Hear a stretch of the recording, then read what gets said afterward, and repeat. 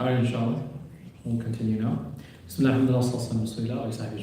Alright, so on answering doubts, like we said, there are two main focus points. One is pure rationality, the rational doubts about Islam, which requires logic and rational evidences.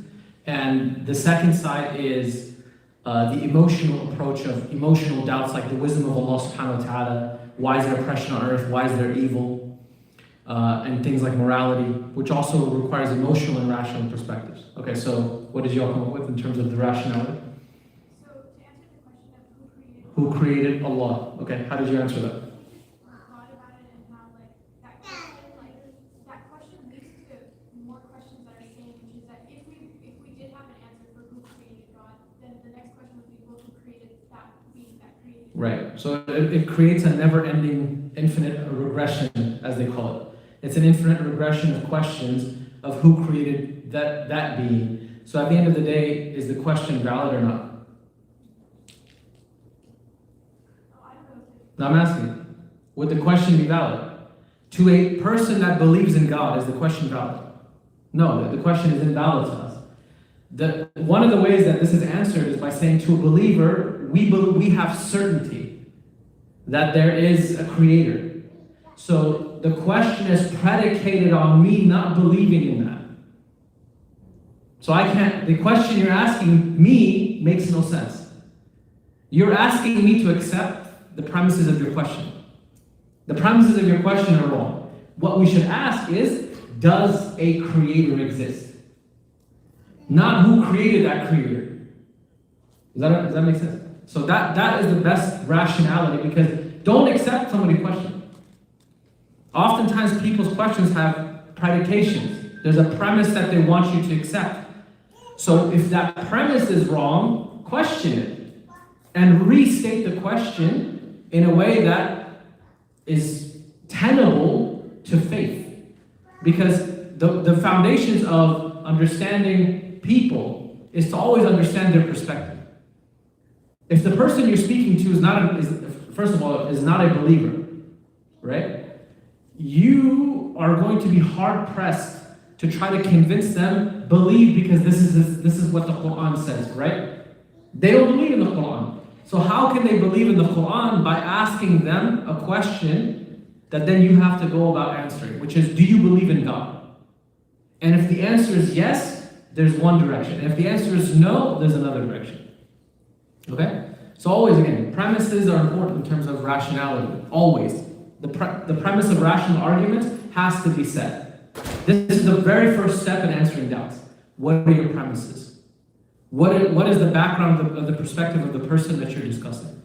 Number two, the emotional perspective of oppression. What do y'all think? How did you all answer that? I think Brother Saad, he said a statement, and from that we The question is, why does oppression exist in the world if Islam claims to be the truth? Why are Muslims being oppressed? Go ahead.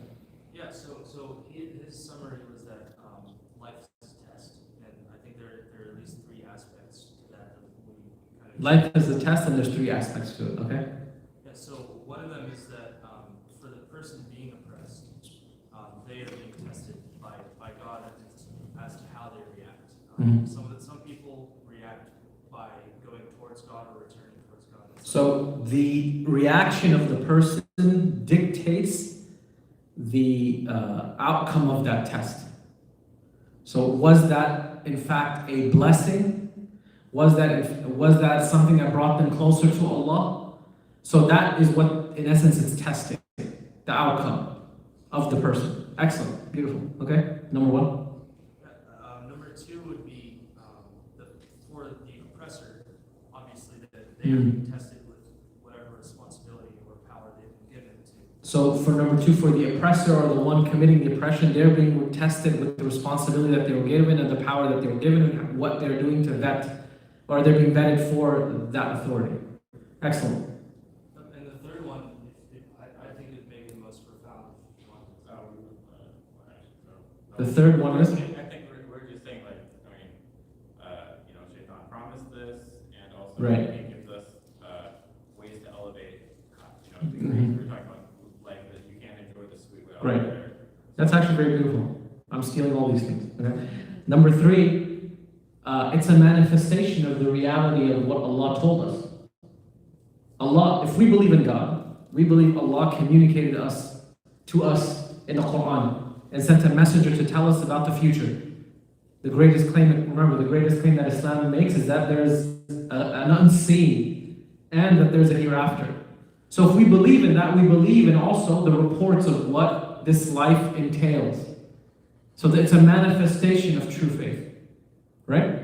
Excellent. MashaAllah. That's actually profound, beautiful. Khas, we're done. That was amazing. I'm going home. Okay, beautiful. I wanted to focus on mainly 2 things because doubts are so many. It's never ending. But one of the, inshallah, we might do a program, one-day program called Muhkamat, which are like the unequivocals, the things that are universals among all Muslims. Everyone, the essential foundations, if you want to call them, right? The essentials. And the concept here is if you understand certain essentials, it actually will answer an unlimited amount of doubt. One of the problems we have in the Muslim community, and you'll see like YouTube videos about this over and over again, is like, let's take this doubt and what this person says and respond to them. And what we become is a never-ending response to people. And we become reactionary this way. And it's actually very bad because what happens is, there's certain things that people send to me that I have never heard of in my life. I'm like, have you heard this? No, until you sent it to me.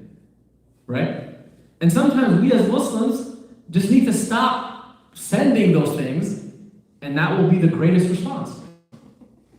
Literally. If you look at all your WhatsApp messages, a lot of the nonsense that's spread around by Muslims themselves is stuff that I didn't even know about until somebody sent it to me. Did you hear what this guy is saying? We need to voice our concern. No, we don't. We just need to ignore the guy and just completely disregard what they say and stop giving that person traction. If you ever thought about it, remember the guy who made the Danish cartoons? No one knew about that. That guy did it like months ago until some Muslims in a particular countries, Muslim populated countries, heard about it and they reacted. And they started burning down McDonald's. Like, what does McDonald's have to do with Danish cartoons? Because out of a protest. Then the discussion became about the protest and the rights of Muslims to protest. If no one spread that, no one would have cared. But Prophet Muhammad ﷺ remains the praised one, and nobody would have had a single thing that they needed to protest in that essence. But again, that's also very, like hindsight is 20/20 kind of argument. That's more of like a discussion between us here. Don't spread those things and they won't get traction. And by the way, I've tried this. There's certain people that say things just for attention. People who are ex-Muslims, people who are discomforted by faith and all these kind of things. So they just post something in order to, in essence, get people's attention. So I remember there's a few things, I literally told a number of people that normally are social media commentators, don't respond to this. You know what that person did? They actually deleted that controversial statement that they said because nobody cared.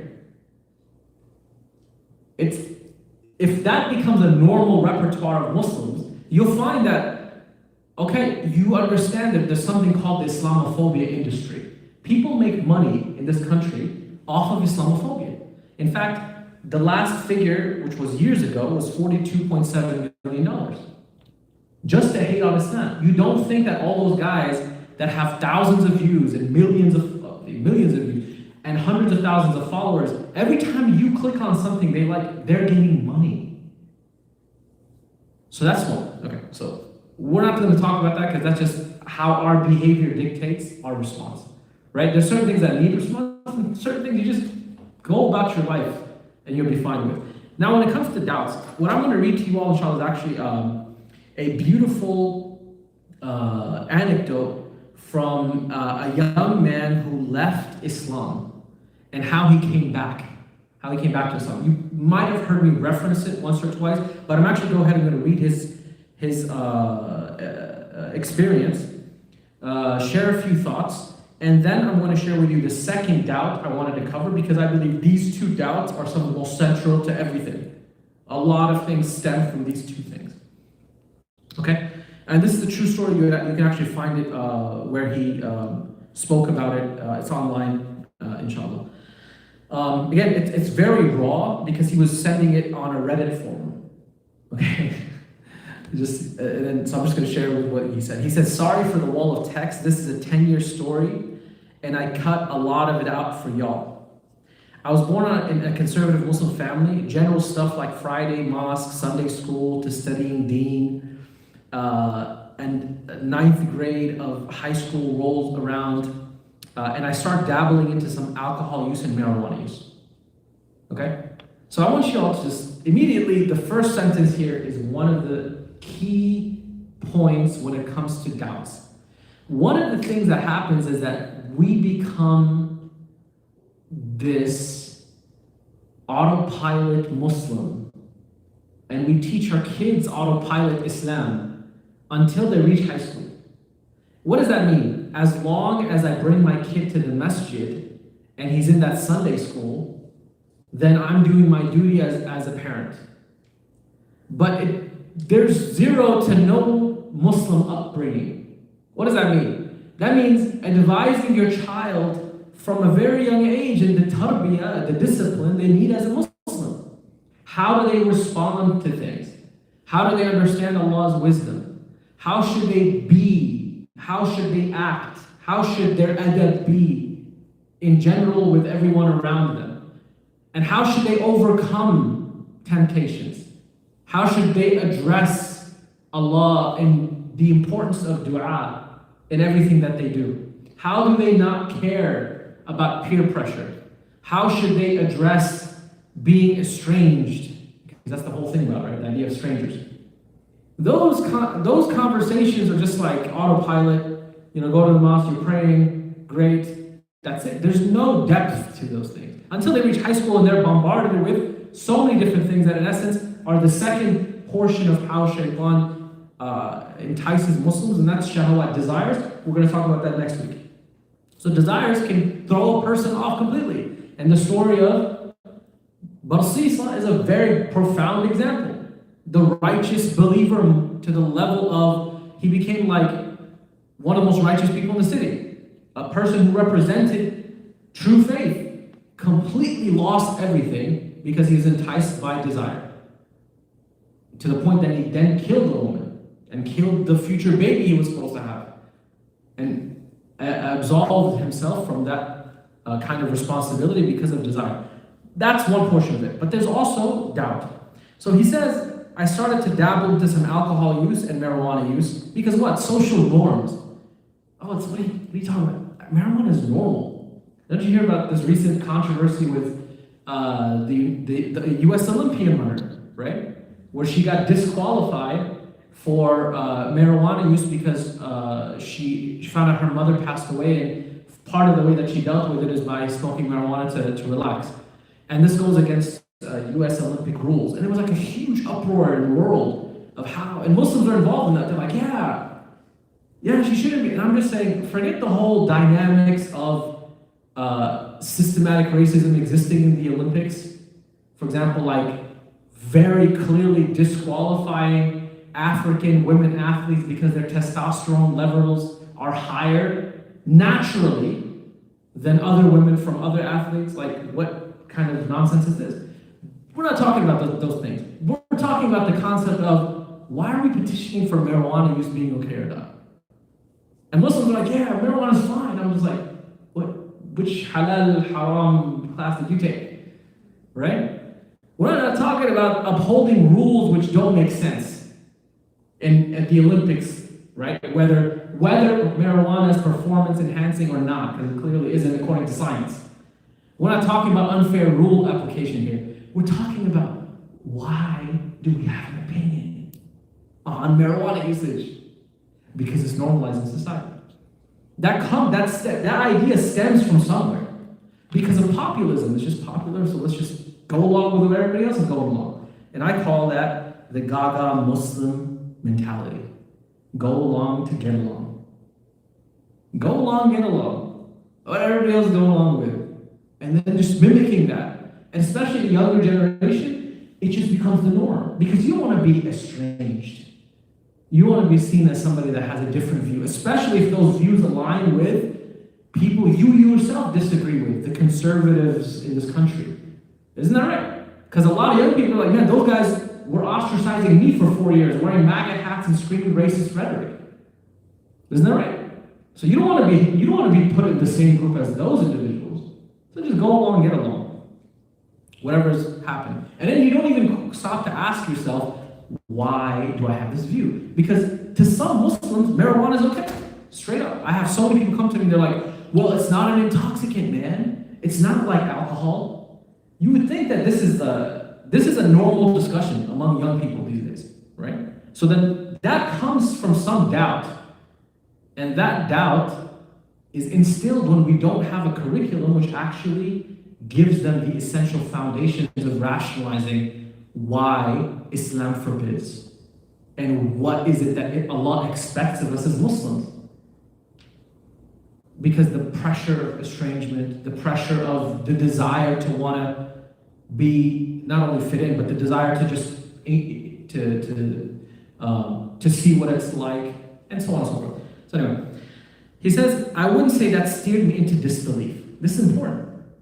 Look, that behavior didn't steer him into disbelief, but it definitely set the foundations for it. Because if you're in a lifestyle where you're pressured into a certain idea of yourself, your certain idea of perceptions of others of you, a certain way that everyone dresses, a certain way of being acknowledged and being noticed among people, a certain way where people like you for your personality if it fits within a certain social norm, a certain popular culture of knowing music. This comes with all of this stuff.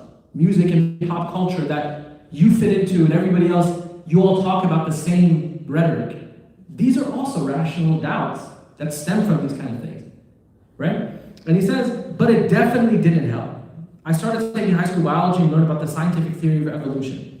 And then I started to question Adam and Eve narrative that didn't probe too far. He said, once I was told, and this is what's told in high school, right? Evolution is a fact. And it's like with a militant attitude. I remember my AP anatomy teacher. This was like, do you don't question this? This is how it's done. Is it supposed to be under educational regulations and standards? No, but it is. No doubt it is. Until she asked at the end, does anybody have anything else to say about this? And I went up there, I said, I do. We as Muslims believe it like to be so. And I draw 2 circles. Concentric circles that go like a Venn diagram. I put creationism and I put evolution. And I said, Islam is right in the middle here in a number of ways.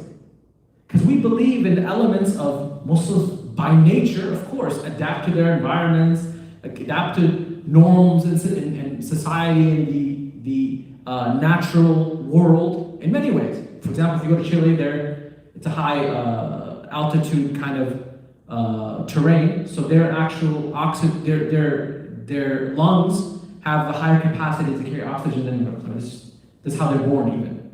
Okay? But when you're telling me that based on some fossil theory, record and theory that you derive, that we come from a different creation, then went to macro evolution from one creation to another, there's no proof of that at all.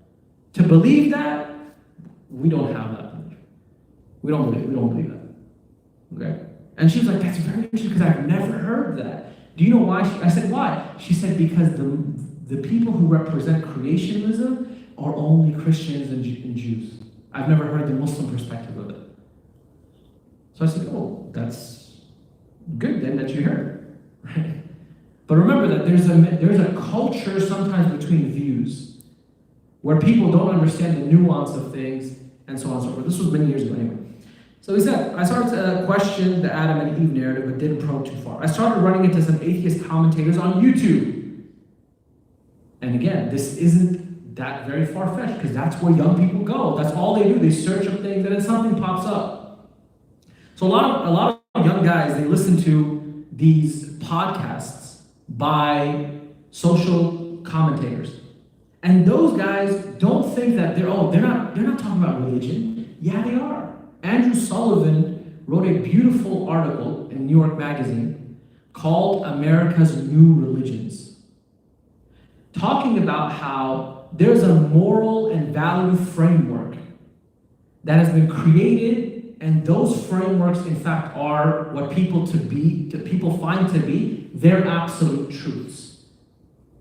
Whether they believe in a God or they don't believe in a God, there's certain absolute truths that they accept. So those social commentators that they're listening to on YouTube are actually the ones that are setting those value standards. And we're going to talk about that in the second section. Okay?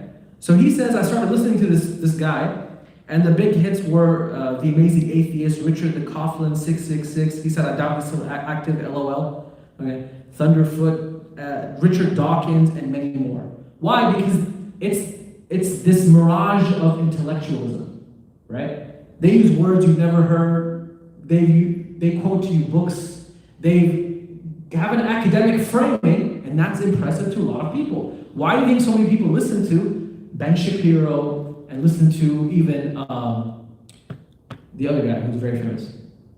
Who's famous? He's a professor. I'm completely blanking out. Huh? Yes. Jordan Peterson. Why do they listen to him? Because all he's doing is framing these hard truths that men need to hear in the language of academia. That's it. And then when he's pressed on a subject he has no idea about, people look like this guy doesn't know everything. Anyway, so he says, I never got to use the Reddit ex-Muslim, unfortunately. I did use a website called councilofexmuslims.uk, I think it was. It literally the same thing, a bunch of kids complaining about Islam being the worst thing ever for horribly terrible explanation as to why. I was one of them, LOL. But I believed them too. I thought Islam was a very backward religion, that Muslims were basically morons, for believing what they believe. He said, sorry guys. I was impressed by YouTubers' arguments especially. They'd suggest things like, if God is real, why is human suffering a thing? Or, there's as much evidence for God as there's evidence for a flying spaghetti monster. Okay? So, one of the things I want to just focus on here is what I term as the growing diaspora, okay? The growing diaspora complaint department. What is the growing diaspora complaint department? A bunch of middle and lower middle to upper middle class kids from diaspora who complain about their upbringing of their parents, right? And then some of them juxtapose that to not only culture but Islam itself. It was Islam that made me do this way. They forced the hijab on me. They made me do this and they made me do that. And the general discomfort of feeling estranged in society also led to this idea of social entitlement. We should be the same as everybody. We should not be ostracized, and why am I not accepted? And essentializing, unfortunately, the reality that oftentimes it's projecting images of discomfort for who they were. And this, I saw it in high school, I saw it in university. I felt it myself in many ways, right? You just gotta be honest with yourself. There's a social discomfort with who you are in your own skin. And it just gets tiring to, this is who I am. And people are like, well, that's weird. And they, people don't have any filters. This isn't, there's no moral obligations for people to like you. They're gonna tell you straightforward. I think that's stupid that you don't drink. I think it's crazy that you don't, literally, at my jobs, they would say, I think it's crazy that you all don't date. How are we gonna find compatibility? And these kind of things. And then they don't understand, you guys Muslims are a little bit more open in these kind of things. Of finding the appropriate person to marry, etc.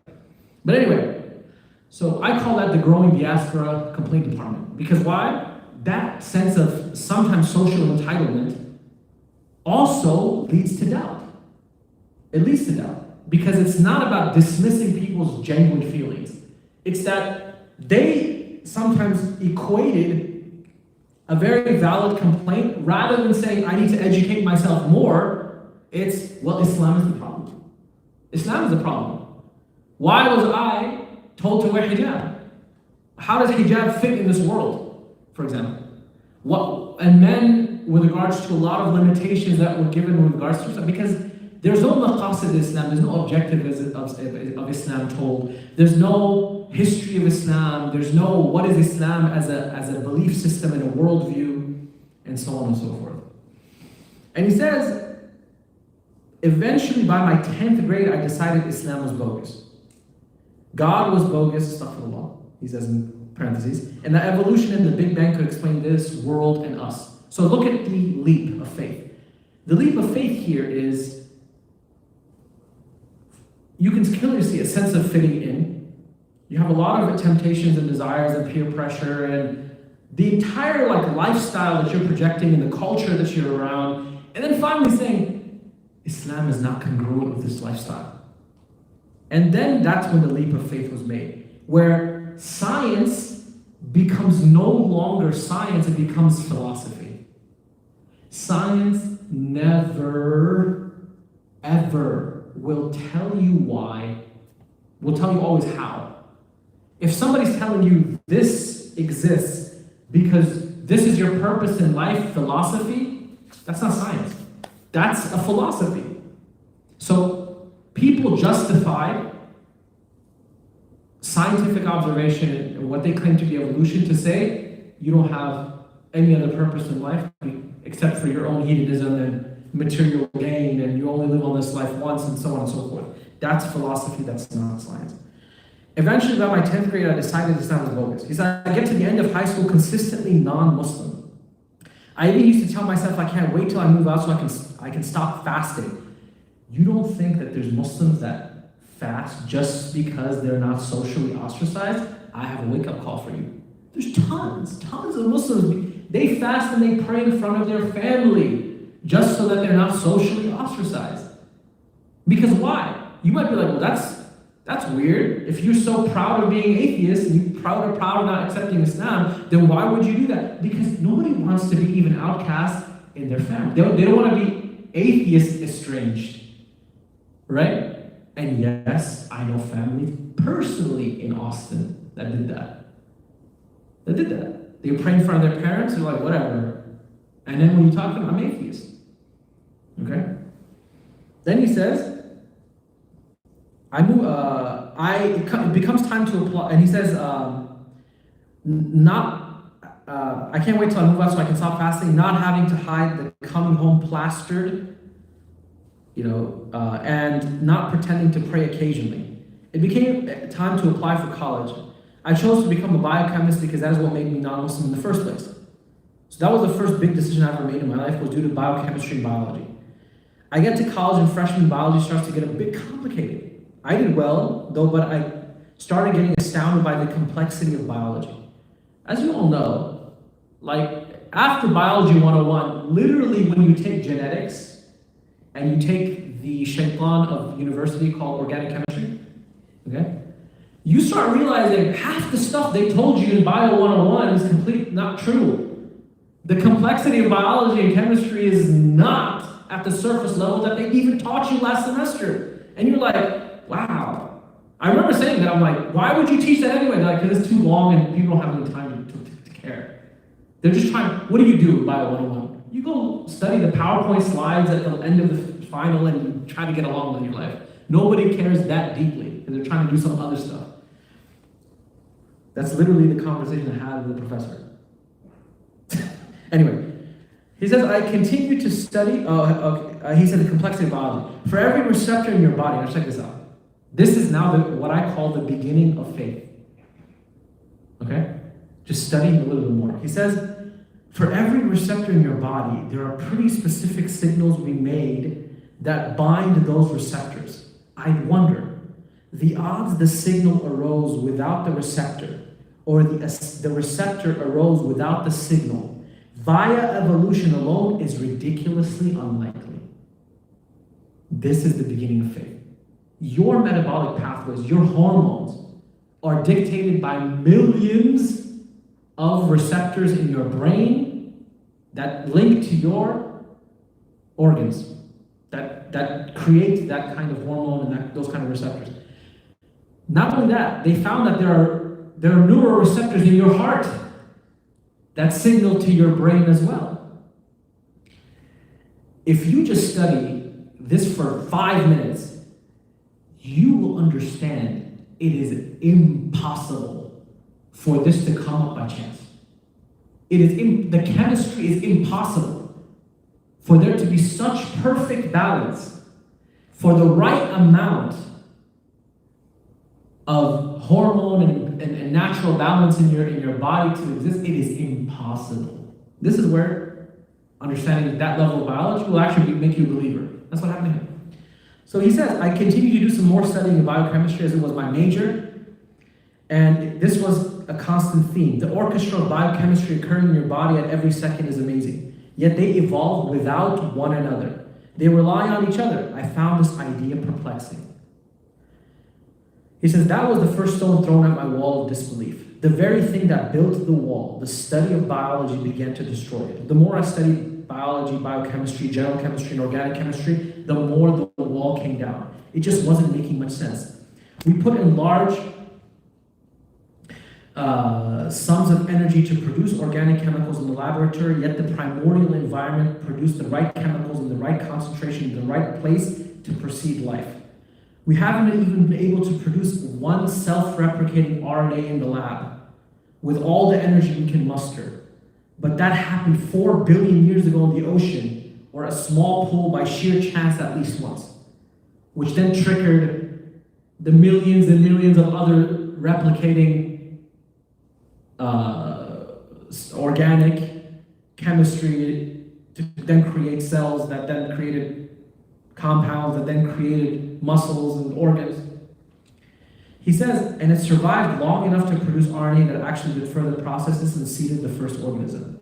Every single class I would go to was shaking the core of my disbelief. I like to think of myself as an honest person. And learning all this was making it hard to be honest with myself about my atheistic beliefs. Many people who come up with this level, they either go one of two ways. Either believing that this is actually impossible, or saying, we can't explain it, your God can't either. Your God can't either. That they just accept their explanation, and they can't can't get themselves to accept faith based on it. The physics can be swept under the rug. The chemistry can potentially be swept under the rug. That's why I like what he kept going on. He said, but once I got to the biology and biochemistry, it was just too unlikely. Everything about our inner makeup was just so artistic.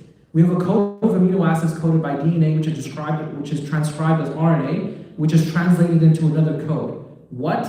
I can't even design a code like that. Yet an atheist would have you believe that a 2-3 part code was seeded in design like that.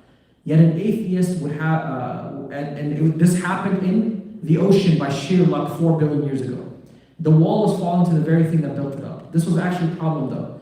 I now was in limbo regarding my beliefs. I decided from a younger age that agnosticism is idiotic, as they failed to pick a side on a clearly defined and mutually exclusive state. I started considering a religion again. I was convinced Islam was wrong. It was simple on that level. Though again, due to my experiences with YouTube and the Council of Ex-Muslims Forum. So I turned to the Bible, TLDR, which means too long, don't read, as corrupted so heavily to actually be an all-around good book. No moral, immoral stuff, nor unscientific stuff like I had the Quran had. That facade quickly vanished. 2 biblical verses ruined that for me. The first was one saying that the earth will never move. The second, where the Israelites were ordered to massacre any non-believer. I begrudgingly decided to take a look at the Quran. Keep in mind, I had never actually read it up to this point. I knew Surah Al-Fatiha and Ikhlas only. I only heard a second-hand explanation occasionally from YouTubers with most terrible things from the Council of Ex-Muslims website. You probably guessed it. I went right after the problematic verses of the Quran. I went in bias trying to disprove Islam for myself as easily as the Bible is disproved for me. Surah number 9, ayah 5. 9, ayah number 4 says to only kill a certain subset of those who reject faith who attack you. And ayah number 9:6, the ayah afterwards says, if any of those who rejected faith you are at war with ask for peace or protection, grant them to it, and then take them to a place of safety. Okay. Well, what about Surah number 2, ayah 190? the verses surrounding it say to only fight those who fight you. That's actually really fair. The morality case seemed to be lost at every corner I examined. There was an explanation. I decided to run into the scientific blunders of the Quran. Maybe those would quash any chance of belief in the religion that requires so much of me. This was a 1400-year-old book. No way it was saying accurate stuff. I mean, the corrupted Bible still had said that the earth would never move. The verse on embryology was accurate. The verse of how we all came from water was accurate. The verse how the earth and heavens were joined were accurate. The collapsing of stars was accurate. Oh, this wasn't going as planned.